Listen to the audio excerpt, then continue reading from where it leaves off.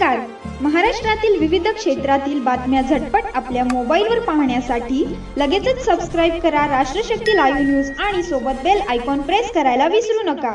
भाजप आमदार सुरेश धस यांच्या वक्तव्याविरोधात अभिनेत्री प्राजक्ता माळी महिला आयोगात तक्रार करणार आहे. बीडमध्ये इव्हेंट पॉलिटिकल सुरू असल्याचा आरोप आमदार सुरेश धस यांनी केला होता. प्राजक्ता माळीचं नाव घेत सुरेश धस यांनी धनंजय मुंडेवर टीका केली होती. त्यानंतर आता प्राजक्ता माळी महिला आयोगाकडे तक्रार करणार आहे. या विषयाची गांभीर्याने दखल घ्यावी. ज्यांनी आरोप केले त्याच्या विरोधात कायद्यानुसार कारवाई करण्याची मागणी करण्यात येणार आहे. या विषयावर प्राजक्ता माळी पत्रकार परिषद घेणार असल्याची माहिती मिळाली आहे. परंतु सुरेश धस नेमके काय म्हणाले पाहूयात. त्यांचं बघत असतात वा रश्मिका मंडाना, परत ते कोणती हिरोईन ते लय नाचते बा जास्त, हा लय कंबार हल्ली तिथे सपना चौधरी.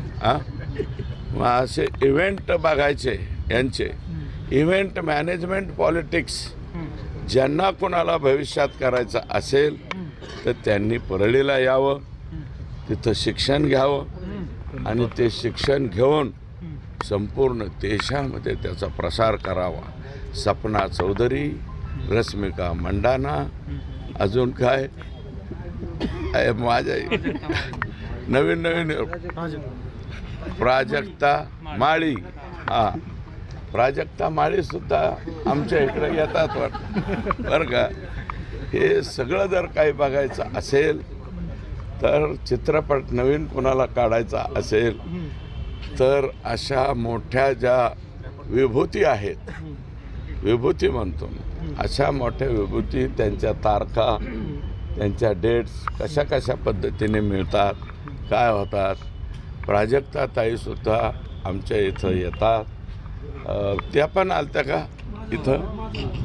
हां, तर याच्यासाठी जर अतिशय जवळचा पत्ता तुम्हाला सापडायचा असेल तर तो आमच्या परळी पॅटर्न जो आहे, परळीचा हाही एक पॅटर्न आहे. हे असं गायरान जमिनीवर पूर्ण ताबा घ्यायचा, बगलबच्च्यांनी घ्यायचा, 300 विटभट्ट्या. आणि मी विनंती करणार आहे, हे वाळू माफिया जरा टरकलेत.